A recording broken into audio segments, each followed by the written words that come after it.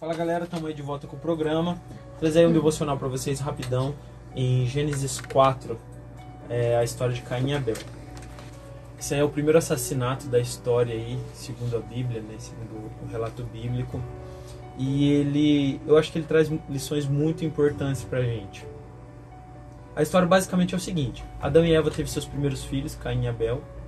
Caim, ele era uma espécie de um agricultor, Abel era um pastor de ovelhas. E aí, no serviço ao culto a Deus, quando eles foram prestar o culto deles a Deus, Abel, ele trouxe uma oferta, era o melhor do que ele tinha. Os primeiros novilhos, os mais gordos, ele foi lá e ofereceu o melhor dele para Deus. Enquanto Caim, ele deu só algo bom, ele deu uma oferta ali, normal. O porquê, essa que é a pergunta central para você entender a história.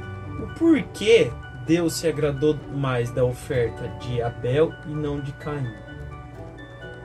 Isso é muito importante. É porque Deus é guloso? Deus é espírito, ele nem come.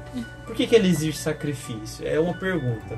Por que se agradar mais do sacrifício de um do que o sacrifício de outro? Né? Deus parece ser meio injusto, pedir coisas das quais ele nem vai usar. Mas o que Deus está ensinando aqui é algo muito interessante. O homem, lá no Jardim do Éden, pecou. Com o pecado, a maldade entrou no mundo. A maldade entrando no mundo, entrou junto o sofrimento humano. Com o sofrimento humano, né, você tem as dificuldades da realidade. O ser humano agora precisaria aprender a lidar com o seu sofrimento, aprender a lidar com uma realidade dura, indiferente, aprender a lidar com uma realidade que o pecado está inserido. Deus precisa ensinar o homem a se adaptar para sobreviver. Essa que é a grande questão. E quem sobrevive mais? Aquele que sacrifica. O que sacrifica é a pessoa que ela não está totalmente autocentrada. Quando a pessoa não é totalmente autocentrada, quando ela tem a capacidade de sair dela mesma, quando ela tem a capacidade de renunciar, de ajudar as pessoas, de não pensar só nela, ela consegue construir relações melhores e ela consegue se adaptar melhor.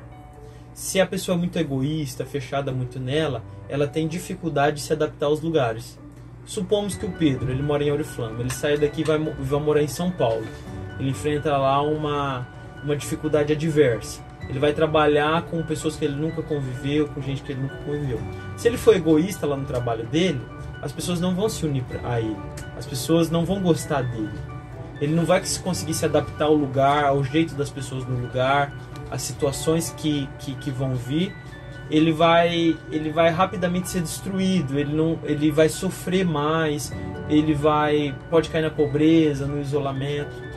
Então, uma pessoa que sacrifica, que ela tem a capacidade de negar aquilo que ela gosta, de deixar de ser egoísta, é uma pessoa que se adapta melhor aos ambientes, aos círculos sociais, ela se adapta melhor à realidade. Uma pessoa que tem a capacidade de sacrificar. Então, por que Deus se agrada mais do sacrifício de Abel do que o sacrifício de Caim? Porque Abel sacrifica mais. Porque Abel, ele se mostra o modelo do homem que sacrifica. Deus não pede um sacrifício para agradar ele porque ele é uma mulher vaidosa que gosta de ser mimado. Deus é o dono de tudo. O que ele gosta no sacrifício é de ver nos filhos dele a capacidade de renunciar aos seus desejos. Isso vai fazer dos filhos dele mais adaptativos. É igual, vamos supor, um pai e a mãe tem filho. Aí leva o filho para brincar com outras crianças. É tão gostoso quando o pai olha e vê que o filho pega os brinquedos e divide, consegue se relacionar bem com todo mundo. É difícil quando o pai olha o filho, que é aquele filho chato, que não divide o brinquedo com ninguém, não consegue brincar com nenhuma criança, só chora, não vai no colo de ninguém. Por que o pai se agrada do filho que consegue compartilhar, dividir os brinquedos? Porque aquele filho vai se relacionar melhor, ele vai se adaptar melhor à vida, ele vai viver melhor. Porque ele tem essa capacidade de se renunciar. de abrir mão, de sacrificar. Então, Deus, ao pedir sacrifícios, não é que ele é uma mulher vaidosa e pomposa, querendo elogios, querendo que as pessoas o agradem. É porque ele olha para os filhos dele e ele gosta de ver a capacidade de autorrenúncia dos filhos dele. Isso significa que os filhos deles vão se adaptar melhor a um mundo adverso, a um mundo de sofrimento. Esses filhos deles vão viver melhores. Por isso que ele se agrada mais de Abel. Porque Abel é esse filho que tem a capacidade de se renunciar e se adaptar mais. Adão e Eva são os pais da humanidade.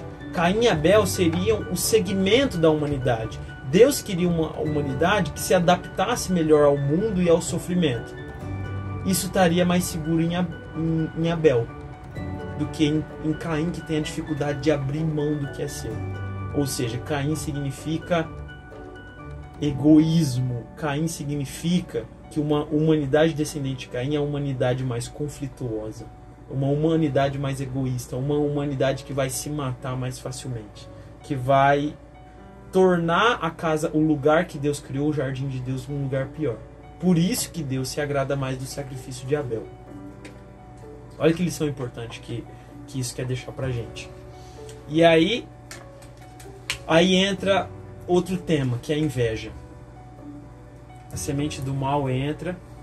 O que é a inveja? É você não conseguir, você por ser egoísta, você não consegue lidar com o fato, você não consegue conviver com alguém melhor que você, seja em que área que for.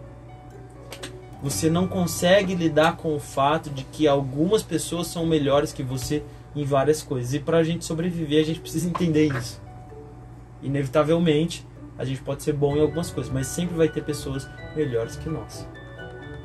A gente precisa entender o nosso lugar no mundo.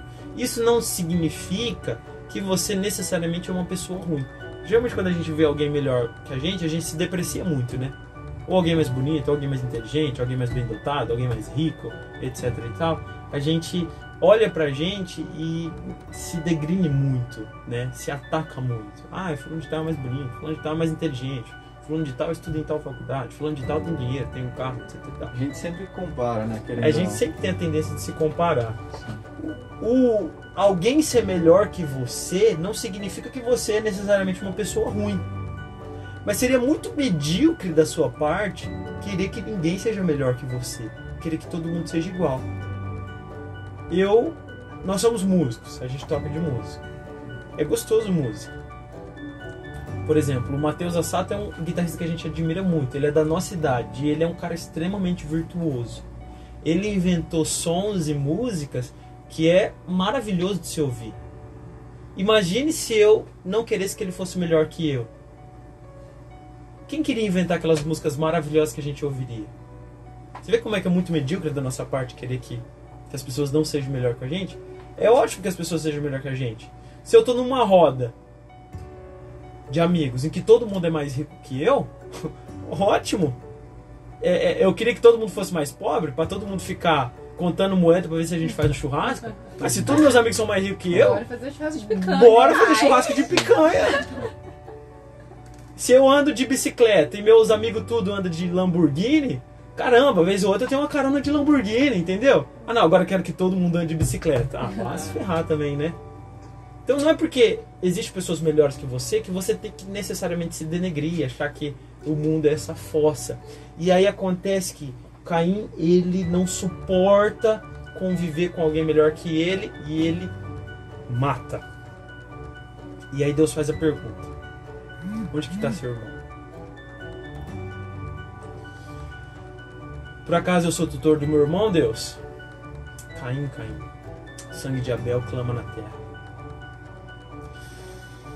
Eu acho essa passagem muito forte. O sangue dos nossos irmãos clama.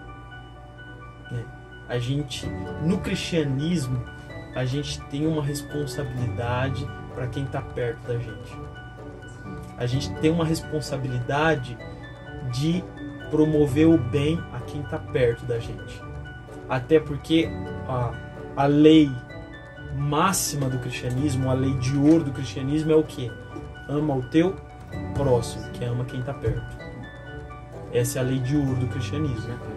tem tudo a ver com o sacrifício, né? Tem tudo a ver com sacrifício. Para amar, a gente precisa muitas vezes renunciar algo de nós, Exatamente. do próximo. Esse é o verdadeiro significado Esse é o do amor. verdadeiro. De você ser adaptável, ser maleável, né? Sim. Até porque é uma escolha, né, Rafa? Exatamente. E é uma dificuldade, cara. Com Então, certeza. eu- O amor é lindo para quem recebe, mas não para quem ama, né? E eu, Quem ama é muito difícil. às vezes eu me sinto assim... a gente sabe o tanto que a gente não ama quem tá perto da gente, né, cara? Sim. A gente sabe o quanto a gente deixa a desejar. Eu me entristeço muitas vezes, assim, quando eu deixo a desejar, principalmente para as pessoas que estão perto de mim. Eu acho que é um... Tipo assim, por exemplo, quem tá na minha casa, né? Então, vai lá na minha casa. Como é que as pessoas da minha casa me acham? Como é que é a convivência comigo? Hoje mesmo a Tchula...